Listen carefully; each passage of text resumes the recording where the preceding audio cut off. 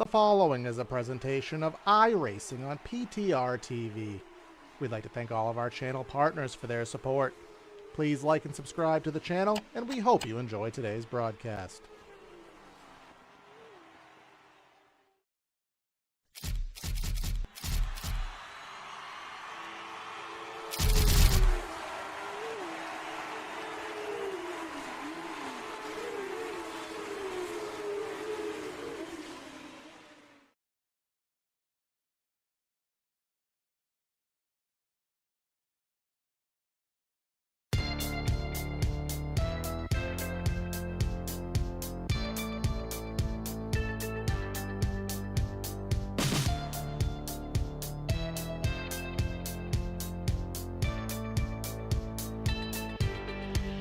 The twisted turns in Virginia, very reminiscent of the Nordschleife. I deem this place the green hell of North America, and for very good reason. Has many turns, many twists, and many elevation changes here, the VIR circuit here in Alton, Virginia. We were just here on Tuesday night here on the channel for the American Muscle Series, but we're back here for the Red Sox Racing League taking their turn here in their GT3 Winter Series here in 2024. Welcome everybody to the channel here for tonight's coverage. As I said, it's going to be race number 2 of the Red Sox Racing League here at VIR in their GT3 campaign. Going to be myself in the booth, but for the first time I've had to dust off the other chair here in the commentary box because I have Austin Runkle here to help me with the color commentary. So 2 voices here in the booth for the price of 1 here for the Red Sox Racing League. So Austin, first off, welcome to PTR TV. Hope the hors d'oeuvres were nice here in the booth for you, but we got some GT3 action. We have quite the field here, almost 30 cars strong here at a very difficult circuit. Yeah, I believe you had about 30 cars last week at Daytona, wasn't it, I think? Or what was the exact number? But definitely a big showing again 2 weeks in a row here, I guess. Yeah, big showing here in the Red Sox Racing League. 30 plus was at Daytona. Now, some of that may have been because of the fact that it was the iRacing 24 at Daytona last week, so some guys wanted their practice, but this is the test, as we even say in the real world, Daytona and NASCAR is kind of race number 1, but the real season starts in race 2, and I'm going to kind of align that here even as well. Daytona, a track that everybody has thousands of laps on. It's kind of easy in its nature, but this track, Austin, this is a beast. You got ups and downs, you got tons of elevation, narrow confines, blind corners. This is really a driver's track. Really takes the skill to get around. Oh yeah, definitely, for sure. I mean, I've ran this track a bit before, and I know, just like you said, how tough it is. It's just, yeah, it's definitely a true test of who can be a good driver when it comes to this track. Yeah, that'll definitely be the case here as they head down. This is called the roller coaster section for good reason. It's the back end of the track, couple S's at the end of the back stretch that lead you down here. But we are in qualifying here with about 5 minutes left. Our opening times coming up. You will notice that we have gone into our new ticker here. Well, it's kind of the new ticker, but a little bit of a refresh for 2024. So hope you like some of the new little changes we got here. But Ross Booth has gone top of the board here with a 45.68 by 3/10 over Ryan Robertson here. Robertson looks like he is pulling off here. He is currently in an Audi down that back straightaway. He might be trying to set himself up for a clean flyer here. Probably has 1 or 2 left, but let's take a look at other drivers on circuit right now and see if anybody is closing in on the completion of a lap.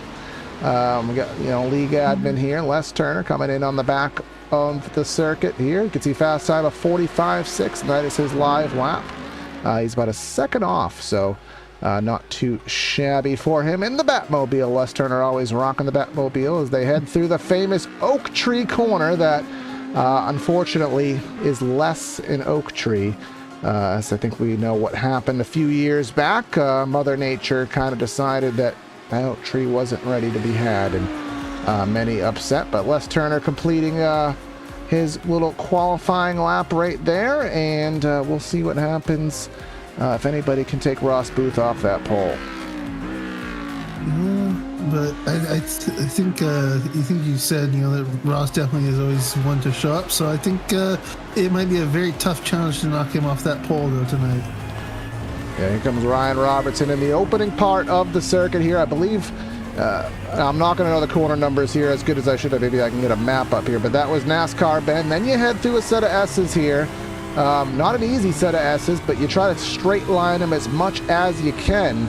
You head down a straightaway, and now you can see this little uphill. This is another set of S's. You take it predominantly flat, but now you're setting yourself up right-hand corner, a little bit of a crest here. Now you're round in the left. Now you're headed into, we still call it the Oak Tree corner because that oak tree would be right dead in the middle there. This is a double apex right-hander, and you really got to nail the run here because now you have a super long back straightaway that leads you to the conclusion of the lap. So, you know, at most tracks there, Austin, there's always one corner that sets you up, and if you get that one wrong, your lap time is toast. You got to nail the run out of that Oak Tree corner. Oh yeah, no, for sure. I know too many of those corners that you say, you know, those crucial corners. And if you don't take that right, you can kiss that good lap time goodbye. I know in the NASCAR world, we always relate it kind of to Pocono, where turn 3 or turn 6 there. I mean, I kind of view it differently. It's kind of a crucial one. Of course, Daytona, you don't want to, you have to get off that bus stop leading yourself down to the line. There's Reed Rundle in the number 43, the Little Caesars automobile. That Porsche, and well, just as soon as we get the camera on him, that Little Caesars pizza is gonna have a little bit messed up cheese there. He goes a little bit off circuit there in the 43. That lap will be invalidated. Other drivers on circuit here. Let's take a look at Shane Hunter. Shane Hunter, he's one that is typically pretty fast in the series. He's 5th right now on the pylon with a 46.59, only about a second or so off the pace. But let's take a look at where Ryan Robertson is on circuit right now. He is about midway. He's going through that first set of S's right now. And I don't know what kind of live pace he has, but he has 3/10 to get to Ryan Robertson. I am looking through the list here. Mitch Heller was one of the fastest ones in practice, but unfortunately not on the roster here tonight. So, and Ryan Roberts, this lap will be invalidated too, and with 1:50 left, he's going to have to settle for that second spot. Dave Hill, a prior champion, I believe it was in GT4 in that Blue Jays Ford GT3. He is 9th. Mark Wilson in 10th. They don't better their times. Todd Baron Pietri, he won the LMP3 championship 1 or 2 seasons ago. I kind of lose track here, but he's going to see what he can do. Again, all single class racing for those who missed last week. Red Sox Racing League used to predominantly has always been a multi-class series, but we are experimenting here with the single class here with all GT3s. We have a 30-minute race abbreviated down from 35. Still have that short fuel load, 1 fast repair. So they still will be making that short pit stop, but these races will still fly by. So that's my favorite part of these races, Austin. Some races, you know, they really drag, but these Red Sox Racing League races, they will give you all the action that you need, but they're going to give it to you in a really short time frame. You cannot afford to make mistakes with how little time you have to make this race. Oh, for sure, and definitely that's also been the case for me for other races that I've called it. Yeah, those 30 minutes just for any race, it seems like sometimes can just go really fast. I mean, like I told you, I had watched over some touring car races, and those are about 30 minutes, and it feels like those 30 minutes were gone in an instant. It felt like so. Yeah, sometimes it's just quick races, I guess. Yep, and they are my favorite ones. Not because I don't want to, just because I get old. And when you get old, you like to go to bed early. So these races let me go to bed by 10 o'clock Eastern. So that makes me quite happy there. And a little bit later than last season, but still before 10 o'clock Eastern. So, and there's actually a lot of, not old, and I don't want to get myself yelled at, but there are a lot of older drivers here in this series. But we also have a good mixture here. Again, this series been along for a long time. The reason it's called the Red Sox Racing League, actually, and this is only news to you, Austin, the reason it is the Red Sox Racing, John Henry actually raced and was a part of the foundation of this league about over 20 some odd years ago, dating back to other simulators, and he ran in this league up until the early 2010s. So when I first took over this league broadcasting, I thought it was just a fan group. Little did I know, the big man himself actually raced in this league as of even 10 years ago. Wow, that's huge. That's wow.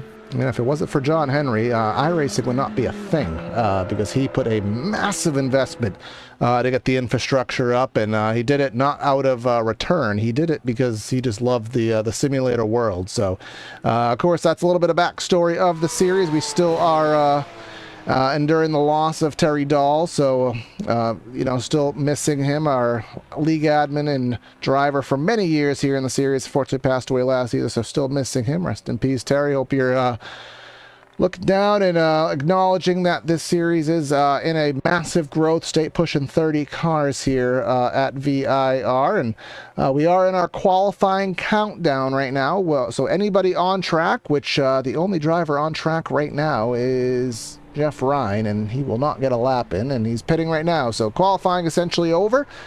The lap times will be situated. So I want to thank everyone for tuning in here to PTR TV. If it's your first time, don't make it your last. Hit that like and subscribe button here. We are well over our goal of 1,000, but now we have to shoot for 2, so every last click does matter.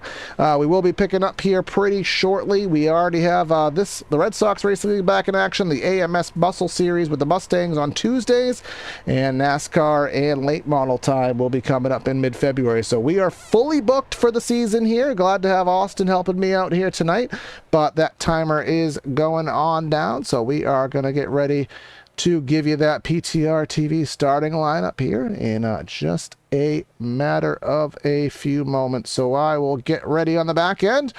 We're going to blast the music, and let's go down trackside and give you that starting lineup. They are populating on the grid. I may have called that one about a second too soon. You'd think I'd have it timed a little bit better, but, we all make mistakes. But starting this race from the front row is going to be Ross Booth with that lap title 145.611. Ryan Robertson to his outside.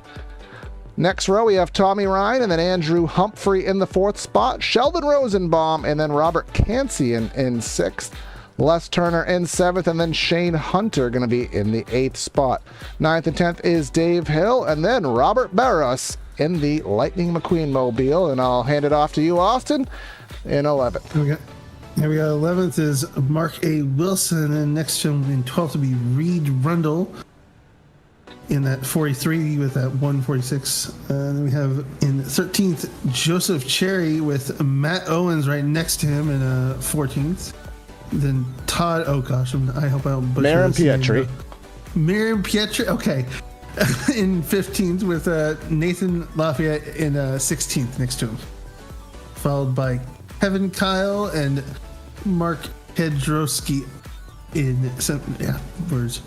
And then we have Dennis Griffin, and Scott Husted. Scott has never corrected me, so I've called it Husted. Might be wrong, but he's never corrected me, so we're going to go with it. Dwayne McCarthy in 21st. Bill Paul Lucky in 27th. Yeah, he is, get the flame hot car, I guess, here today. Jerry Muller in 23rd. Bryce Moyer in 24th. 25th is Ed Sutcliffe, one of the league staple drivers. Jeff Ryan in 26th. And the final row of drivers as we start rolling off, Brian Irby and David Hudson in the 61 will be shotgun on the grid here tonight. Going to be an abbreviated pace lap as we are on the back straightaway already. Let's go ahead and give you the weather conditions here from Alton, Georgia. It is 77 in the air, 85 track, a little bit toasty, 6:30 sim time as we are kind of dated out of May here. Now we already went over our race details. 30 minutes. Fixed sets, 1 fast repair, and that limited fuel load here. But we are getting ready here again with the very short pace lap, going down through roller coaster and getting on to the pit straight. Red Sox Racing League Winter GT3 Series round number 2 from the twists and turns of VIR. Barney the flagman's going to have the flag in hand, and he's going to wave it here in just a few seconds. Let's get 27 cars strong here. Let's get them underway. And just waiting for the call, waiting, and there it is. We're racing from Virginia. See, they're all firing down strong here into corner number 1. See if anybody has any issues. So far, so good as we head through the first left-hander, excuse me. Ross Booth out to that short little advantage, and then second place. Looks like Ryan Robertson will clear Tommy Ryan heading into NASCAR Bend. Let's see if everybody's still getting through. Looks like we got through nice and clean there, Austin. Well, that's always good. That first turn, that first bit is always the thing you gotta watch carefully and make sure everyone makes it through safely. So it's good to see. Yeah, good to see indeed. As we'll get some separation here. Now we do tend to have a lot of action here in the mid pack. These guys do tend to be pretty glued together. Probably about 10th through 25th. I expect these guys to be in close proximity. But these GT3s will be a lot different than what I saw on Tuesdays. Those big, heavy 3,600-pound Mustangs, not very nimble, slow, and kind of like short, small school buses. These GT3 cars will be a lot more agile, so the lap times will be significantly faster. I really like that car for Sheldon Rosenbaum here. These cars will be rather nimble. They will whip around this place. I do expect a little bit of aerodynamics to come into play there, Austin, even though it is a road course, but because it is single lane, there's not a lot of room to navigate here. It's so narrow and twisting and turning. As fast as they're going, you still will have some aero wake issues. Oh, for sure. And I mean, and usually this is kind of what it just comes down to, especially at the beginning of a lot of road races. So I expect maybe these guys, once they get some good aero, like you said, maybe we'll see a pass or two. But I think they'll probably be most likely just round ways now in terms of positions.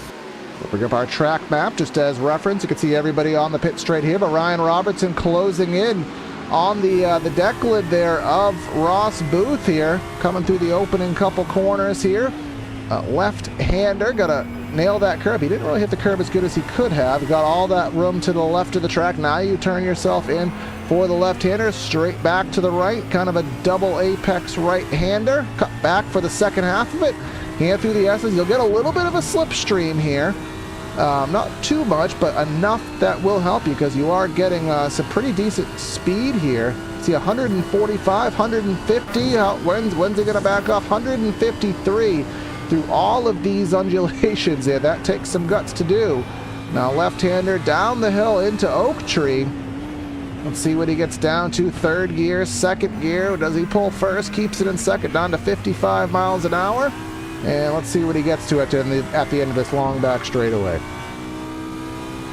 Yeah, that definitely. He definitely was playing a little close on those on going down the S's there. I sometimes kind of ride a bit on those edges there, but he was definitely playing it closer, just hoping he could gain speed good on Ross there.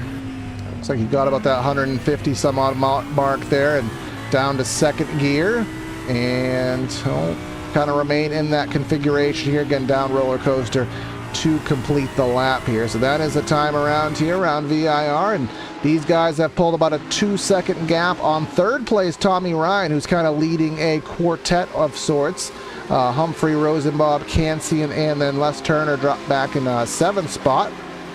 Shane Hunter, Dave Hill, Robert Barros. Looks like Dave Hill and the Toronto Blue Jays 40. He's going to take that look down in the inside of Shane Hunter. Takes that right side move there, and he'll make a pass there, moving him up to the 8th spot. He'll set his sights on the Batmobile in the form of Les Turner. There's Lightning McQueen not too far back. Always love that one with Robert Barros there. Ka-chow. He did actually win a championship, and it's because he has speed. Oh, somebody off, and Little Caesar, that pizza there, Reed Rundle.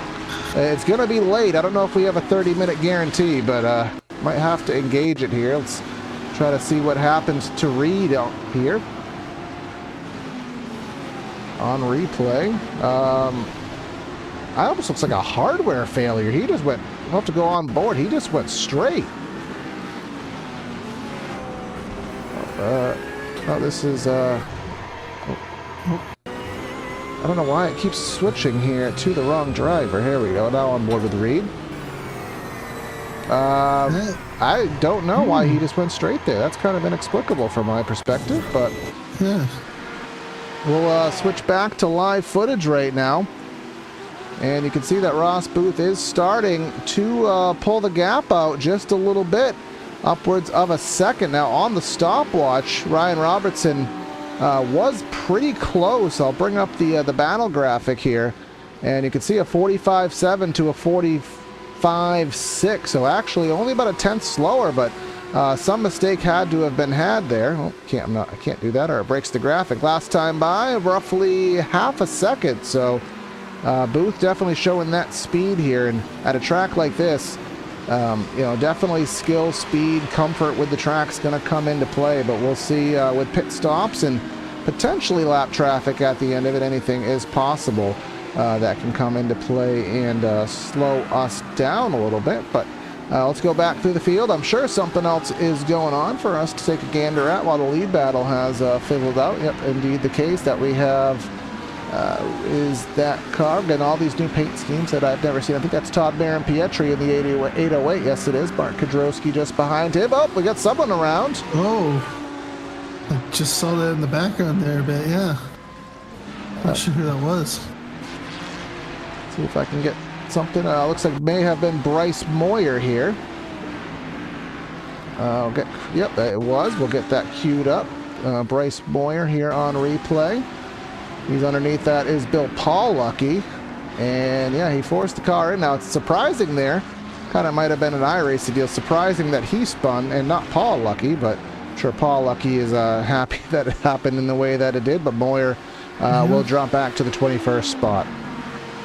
I think you might chalk that up to like a bit of netcode probably, yeah. But again, like you said, it's really surprising that the other guy didn't get spun there. It should have probably been him, but he's probably glad he didn't get spun there, so that's good for him, like I said. Yeah, the racing gods, sometimes they do work in your favor, as may be applicable right now. So sim racing gods, all the same. It looks like Robert Kansian in that 199, closing in on the blue and black stealth mobile of Sheldon Rosenbaum. Has the slipstream into turn number 1, but won't engage in the pass at present. Looks like he will remain there in that 6th spot. Good run for Les Turner here in that 7th position, but he is under big fire here from Les Turner is from who was that? Just behind him there, that number 927 car. That's Shane Hunter here. Shane Hunter all over the back of Les Turner and just trying to find a way by here. Again, this is a single file part of the track, so won't be made here. And it looks as though Les Turner actually closing in on Dave Hill, so kind of that opportunity. You got the trio of cars here. A little bit of grass cut there from Shane Hunter through the S's, trying to get a little bit too much there. Got himself in the grass, kicked up a little dust, but now coming through Oak Tree, right to the back bumper. He's going to go a little bit high, maybe try to do a crossover, get on the throttle a little bit earlier. Thought he was going to try to do that to get himself a run on Les Turner. Did not work into fruition. Then just behind that, Mark Wilson, the sheriff, evidently, in the number 323. He's trying to get a piece of this action.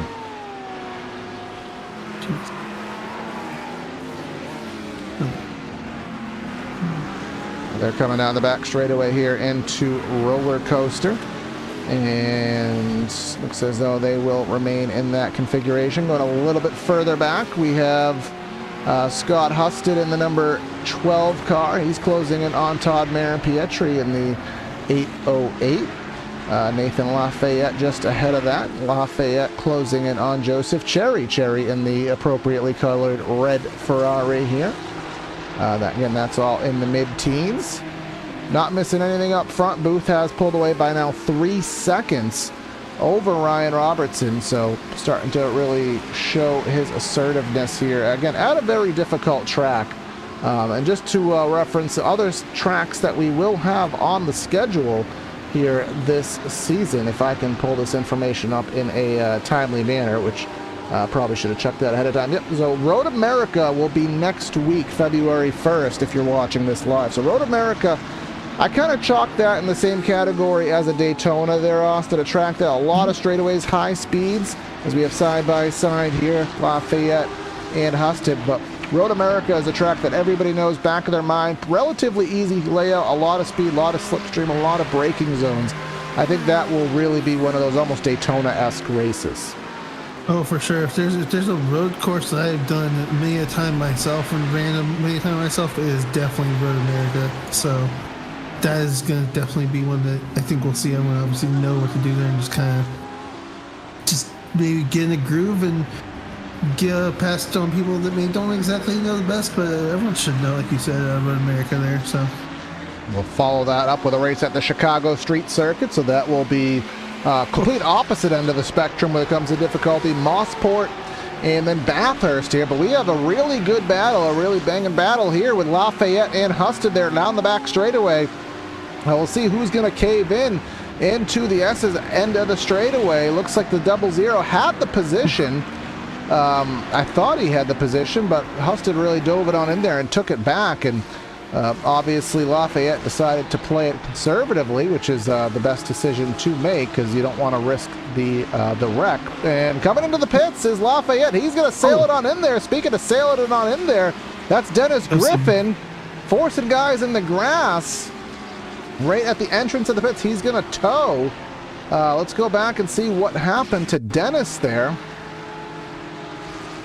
Go on the top-down perspective here. Oh, he got turned. He done got turned there. Right off the back bumper. And then, somebody, who was that got the short end of the stick there?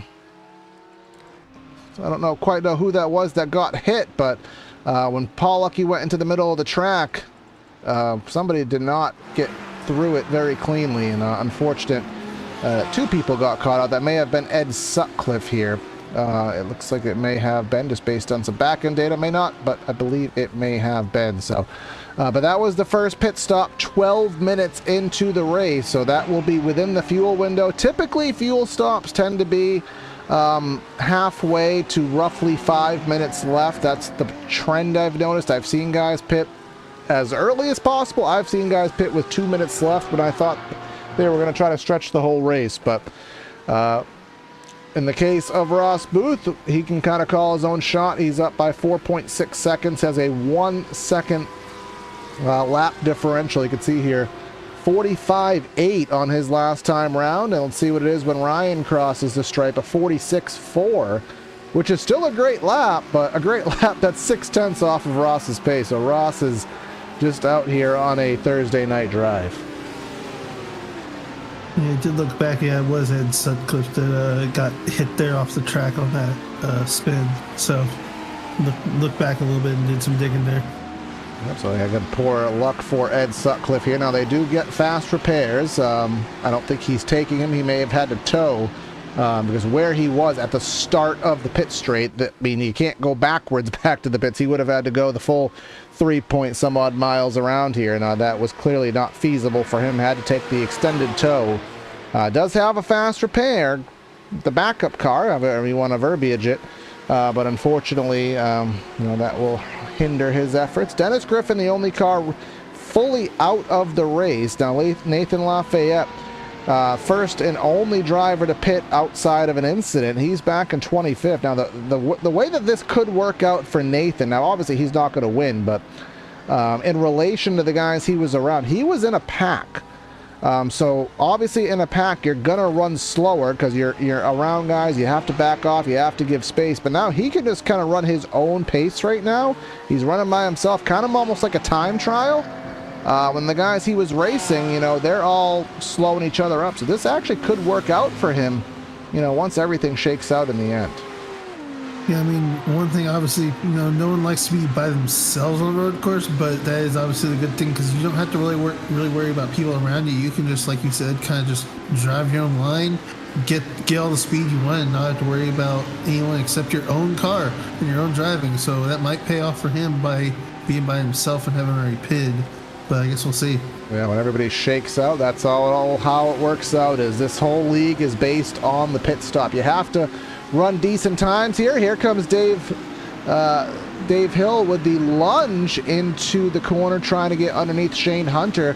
Hunter had enough of momentum entering one that was not able to do that. Then you have Mark Wilson.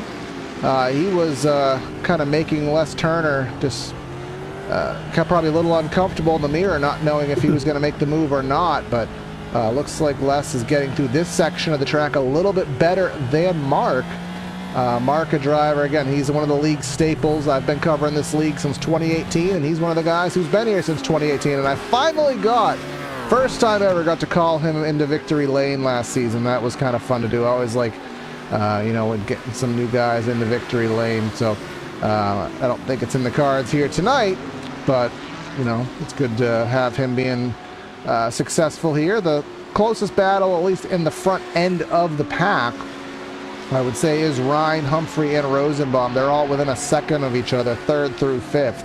Robertson continuing to lose ground to Ross Booth, upwards of 6 seconds at present here as we complete some more laps. Scott Husted, he has been someone who's been Velcroed to somebody all race. Currently that Velcro is attached to Joseph Cherry there in the Ferrari here. We got Ferrari versus Porsche heading down that long back straightaway. I don't know why that paint scheme on the 12 looks so familiar to me, but I cannot pinpoint it for the life of me. With that dinosaur Sinclair, it must have been a Formula One car, but can't quite put my finger on it. But he is trying to make some progress on Cherry, but Cherry is hanging on through the right parts of the track and making it hard on him. Yeah, and I'm more also one thing to say just in terms of what car I would drive when it comes to this stuff is I'm always a Ferrari driver. I don't know why, but that's just the car I seem to always drive when it comes to the GT3. Maybe that's not a good thing. Maybe I'm going with the basic choice, but I don't know, that Ferrari seems to always do good in some GT3 races. So, and that's just why I prefer. Well, so, I'll tell you, there's a reason why I picked the Ferrari as well. Actually, no, I picked the Mercedes as a matter of fact, and there's only one reason why I picked the Mercedes. Because it's the one that I own. That's a pretty good reason. So that's a pretty good reason. The blessing and the curse of iRacing is there's so many cars to pick from, and they have been on a massive push lately, and I have to give them full props on updating the GT3 lineup. It was kind of circa 2013-14. They've updated almost every car in it within the last 2 to 3 years.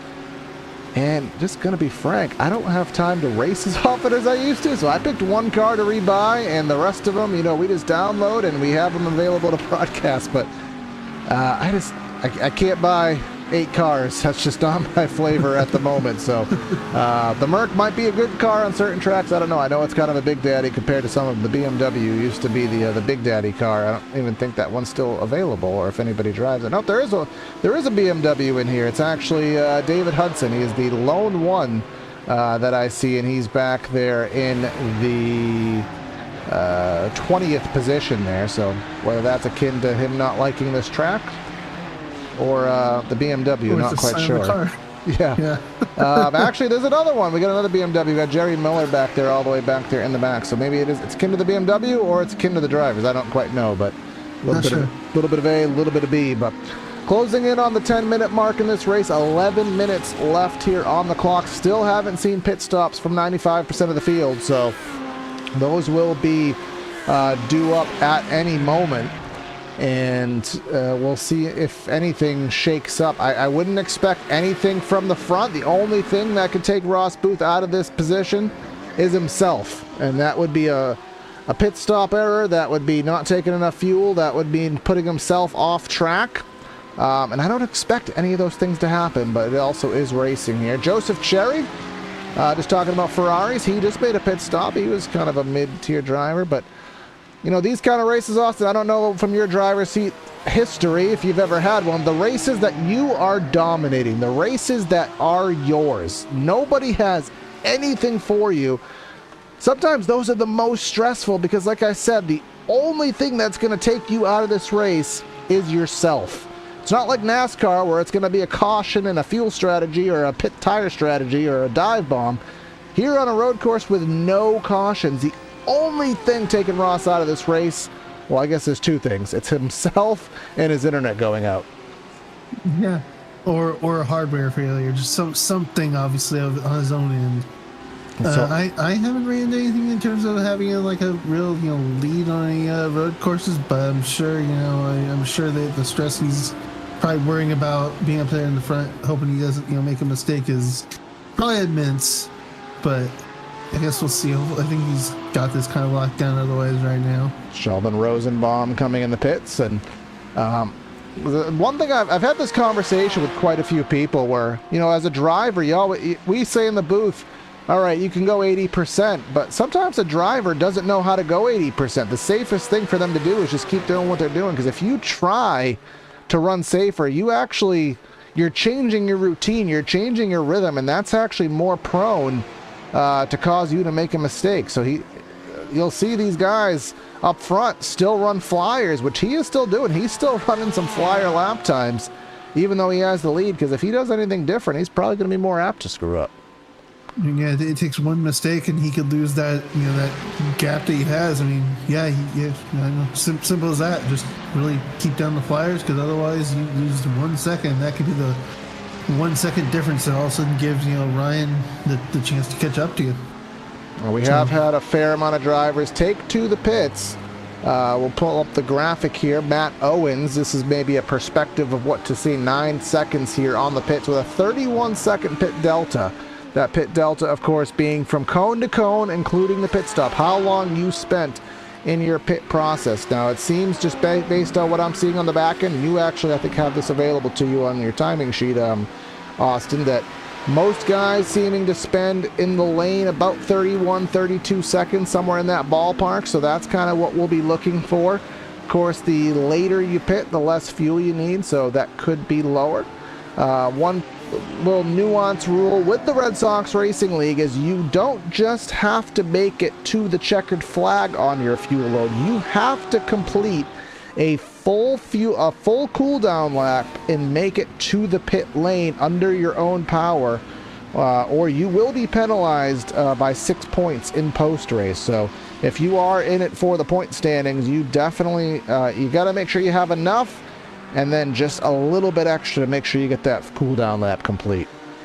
Oh wow! I mean that definitely is very much akin to probably obviously real life racing, where obviously you can't just pull off to the side and there you go, your car's gone. So I mean that's kind of a neat rule. Obviously it means they have to, like you said, have enough fuel, but definitely it just takes a little bit more closer to the real life thing in terms of just not be able to park off and make your car just pop out of existence. So I think that is kind of where it stemmed from there. We had Scott Husted come into the pits with a 8.3 second pit stop. So his pit stop time was actually a little bit shorter than Matt Owens. Now he pitted a little bit later, but maybe he also took a little bit less fuel. So it may all come and work out in tandem. Still waiting on the top 6 here. And here comes our overall leader. Here comes Ross Booth. Again, you have the pit road speed limiter, but you don't have to push it. You don't have to enter the box hard. You don't have to even take the least amount of fuel possible. He could put some bonus fuel in. He could take every last chance out because he has the lead to do so. And I think that probably will be what he does, because the light's flashing. That denotes that the pit road speed limiter is engaged. That is Ryan Robertson there. Don't know why that camera activated, but Robertson in the pits, as well as Tommy Ryan and just about everybody else. Robert Kansian, he is in as well. So this looks like on lap 14 in this event, we will be back up to strength here, but exiting, looks like Ross Booth already exited the pits. He only took 7.8 seconds worth of fuel, so him and Robertson alike, and as they merge back on track, you can see they're on the live telemetry, 10.2 seconds. So Ross actually gained 3 seconds through that pit stop cycle, approximately. Wow. That is wild. So doing what he can there, just further cementing it. Sheldon Rosenbaum doing some agricultural work there, and he was trying his best to close on to Andrew Humphrey, and well, that backfired royally because now he's going to be back about 2.5 seconds, and whether he can close that back in or not, I guess will be to be determined. And then Robert Cansey in here. He's in 6th spot. So this has spread everybody out, kind of cemented the positions, I guess, if you will. Jeff Ryan, he is in the pits for a 2nd time here on the evening, so I'm not sure what that is about, if I'm reading my back-end data correctly, but we are estimating here, again, these timed races, and I know you've covered a few of them there, Austin, but these timed races are very nuance-based, so you really, as I'll say to any potential new viewers here, the way that the timed races worked is when you get to the stripe, coming towards the end of the race, it all depends on when you hit the stripe. The average lap time for the leader, if you get to the stripe with less time available than an average lap has, that is the white flag. If you hit it with more time than the average lap, it'll let you keep going again. So our average lap here, roughly 1:46, I would say, at least from our leader's perspective. So my back-end software is telling me roughly 3 laps, but we'll pay close mind to it. I've seen the checkered flag come out with 5 seconds of notice, and I've seen us get entirely bonus laps, when the race should have been called. So never quite know how Barney the Flagman's going to call this one. Yeah, that's just how like you said, that's just kind of how it is with these timed ones. But luckily iRacing is pretty good about being able to give us stats. It's always a gamble. We'll never know until we see that flag, until we see what Barney has for us. Yeah, I mean, we've come off the corner here. The final corner, we were almost guaranteed we were going to get another lap, and then all of a sudden, white flag, and we had about 150-foot run, knowing that was the end of it. So, I mean, that's the rarity. Typically, you don't cut it that close. Again, if we hit the stripe at exactly 1:46, I mean, that's just kind of a, go buy a scratch ticket because it's probably not going to happen. But again, 12 seconds here, and we may actually have a battle for 2nd on our hands. I mean, it's kind of a slight long shot, coming close to 2 laps to go. But Tommy Ryan within 1.5 seconds of Ryan Robertson. Let's go pull up the battle tracker. 49, 3/10 faster, 1.5 seconds. Just do the math. That's not going to happen, but mistakes obviously are aplenty, or are plausible here coming down the front straightaway. Let's see here, Ryan Robertson, Ross Booth, he's coming through the opening part of the circuit. NASCAR bend left-hander. I don't know why they call it the NASCAR corner. Maybe just because it's left, but then you head back up through the S's here. So we're at 2:22. I'm going to gander that probably hit the stripe around 1:30, so the back-end telemetry says 2 to go, and I'm going to stick with that. So this would be the penultimate time up and around near Oak Tree for Ross Booth. That does sound about fair, honestly.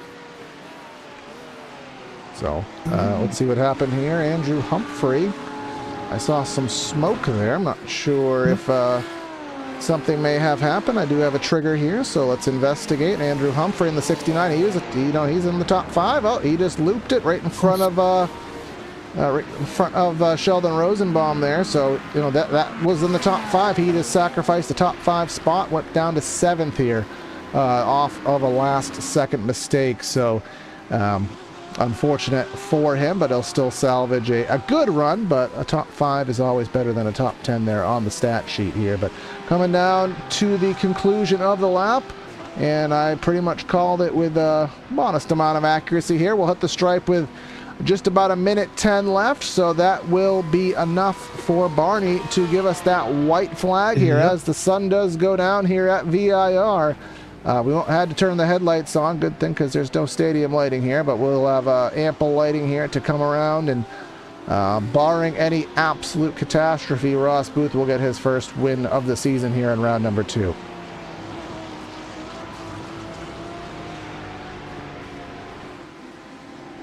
Ryan Robertson in second, Tommy Ryan in third. Then we got Rosenbaum and Robert Cansian. Cansian does have a little bit of a gap, but that is Shane Hunter to his rear there that is within striking range. I wouldn't say that I'd be overly concerned about it. Probably the closest other battle we may have is back here at the mid-teens, which is usually where all the juicy stuff does happen. So we will see indeed if they start to battle, but we're going to follow Ross Booth and call him down.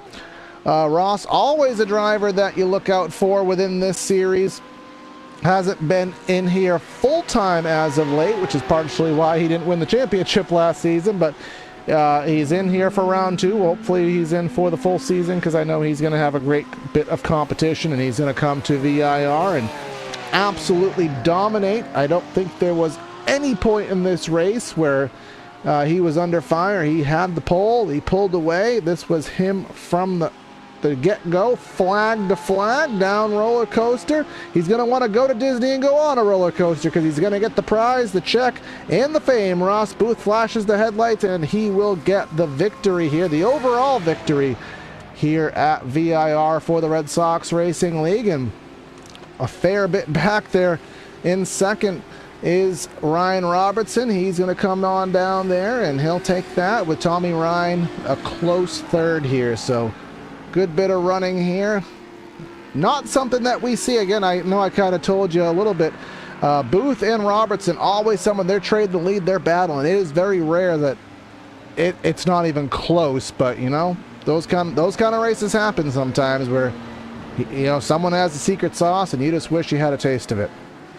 I think it's also just a combination of just this track. I mean, VIR, like you said, it's obviously not a track that not a lot of people race, so I think it's just a combination of that, and he got himself in that groove and kept that groove and didn't really try to, you know, deviate from it much, and that's what gave him the ability to just, you know, pull away from everyone else and just hold on to that first place, you know, win there.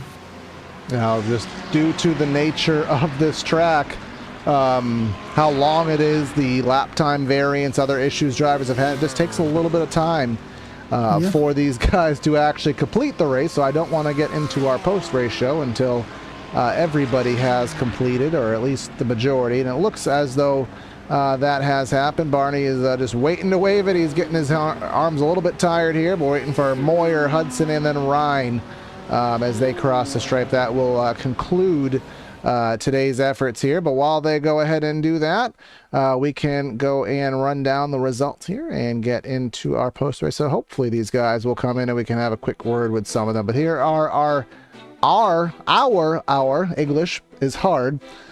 Our results here today from VIR. Ross Booth with just under 14 seconds on the final countdown here over Ryan Robertson. Tommy Ryan in third. Sheldon Rosenbaum in fourth, with Robert Cansian in fifth. Shane Hunter in sixth. Mark Wilson, a good run in seventh. Kedrowski, Barrows, and Les Turner rounds out our top 10. Our next page of results, we have 11th through 20th. Matt Owens, Todd Marin-Pietri, Nathan Lafayette, Andrew Humphrey in 14th. Dwayne McCarthy and Scott Husted 15th and 16th. Rounding out our top 20, Kyle, Paul, Lucky, Cherry, and Hill. And I can give you the final page there, Austin. And then, yeah, finishing out, we have Reed Rundle, Jerry Mueller, Bryce Moore, David Hudson, Jeff Ryan, and then Ed Sutcliffe, Dennis Griffin, and Brian Irby, who I don't think even started the race, I believe. Yeah, 20 laps down, and for some reason, it's a 17-lap race. I don't know why it says lap 20, but that's just one of the nuances I have never figured out. But this is kind of the awkward stall time, I call it. So a lot of leagues on iRacing drivers will all kind of coagulate in the same Discord, in the same voice chat server, but in the Red Sox League, they all kind of do their own thing, and they typically will swing by for a word in post. So, right on cue. Here he is. So, right at the end of that cue, the Ross. So, it's very rare, Ross, that you absolutely spank them when they're all here. Ryan, you qualified a half second ahead of him, and there was really no flounder whatsoever. This was just yours from the get-go, man. Yeah, I had to redeem myself after my pit miscue last week, so definitely came out here with that in mind. Yeah, you definitely did, and obviously with the GT3s, and you've always been the driver who's been in the faster class, so now heading down to the GT3 single class. Does that kind of change the mindset coming into these races now that you're in GT3s? You don't have the multi-class, a little bit shorter. Any difference kind of going into these things now? Not really. I think the same old things that are still important. Qualifying and having a good starting position is always key. With these races with no multi-class interactions, it's basically all about track position and then just having a good pace for 30 minutes. And thankfully we were able to have really good pace tonight, and yeah. Yeah, I know the karma sometimes always happen with multi-class. You gain 5 seconds, you lose 5 seconds. All that is gone now. Rounding out this schedule quickly, man, we got Road America, but we got some hard ones rounding this one out. We got Chicago, and then Bathurst is going to be absolutely bonkers. What's the confidence level of taking the rest of the season with some really difficult tracks on board? I think it's pretty high. I think the following tracks are even that much more important in terms of qualifying. You know, VIR here tonight is very narrow, hard to pass, hard to set up a run onto anybody as well. And you know, tracks like Bathurst and the Chicago street circuit is much so the same. So qualifying will be important, and we'll try our best and see what we can do. All right, man. Well, I'll let you go unless you have any final words, but congrats on a victory here tonight. Thanks, Corey. All right, and then second place here on the evening, we have Ryan Robertson, so I'll go ahead and grab him. So Ryan, as I said, I told Ross, I'm like, it's very rare that you royally get spanked. Usually it's close, but you got, I hate to say it, you got spanked tonight. He said he had to redeem himself after his pit road issue last week. So where was the secret sauce? Where did he have it, or is it just overall this ain't your favorite place? I mean, at the end of the day, Ross is just a super fast driver. So part of it was that was the first time I've driven the Audi in that fixed set, and it just, after lap 3, the tires just disappeared. Like, I could hold my own for the first couple laps, and then all of a sudden, like, I was a second slower every lap. So yeah, I don't know if it was the car, me not getting along with how that's set up. Like, I've never been the fastest, but I mean, last time we came here, me and Ross had a pretty good battle throughout the entire race here. So I know I'm not that much slower than him, but overall it was a good race. Tommy was charging at the end, and I had to keep it on track, try not to, you know, give it enough pace, but not push too hard, because it's super easy to flip that car out. So yeah, and I asked this one to Ross, because I didn't get to talk to you guys last week. What's the dynamic change this season? First time these guys have, well, this series has gone single class, a little bit even shorter on the races. So now qualifying that much more. You don't have those karma back and forth multi-class deals. What if any mindset change is there now that it's single class with those little bit of changes into it? I mean, fuel comes in a huge deal. I mean, especially last week, but with this being single class, your consistency and your, you know, especially when you got this similar paces, you know, everyone around you, it's going to come down to that pit stop. So trying to save what you can without losing the draft and just running through that is kind of where that mindset shifts, and, you know, not fighting too hard, and yeah, like I said, consistency and fuel.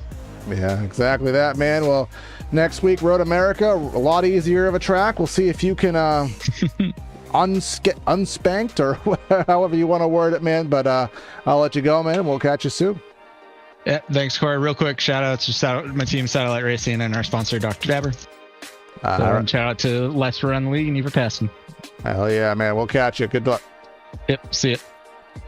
And third place, I got Tommy Ryan. Tommy, you were closing in there on the very end towards Ryan, but this is a very difficult track, not enough time. And but either way, a podium's never anything to pout about.